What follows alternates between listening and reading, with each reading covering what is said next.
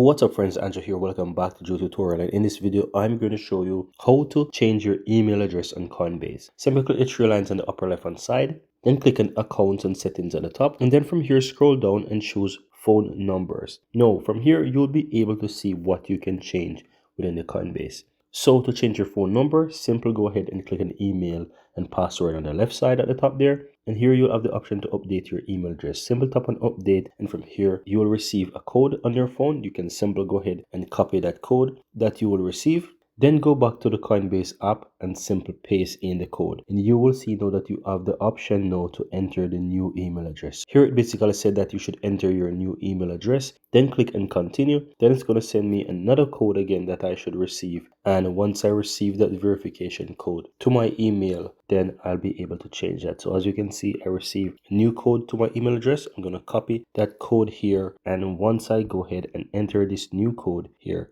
it should allow me to basically update my email address. So you see right there, I've had my email address updated. And that's it. Very easy and very simple, guys.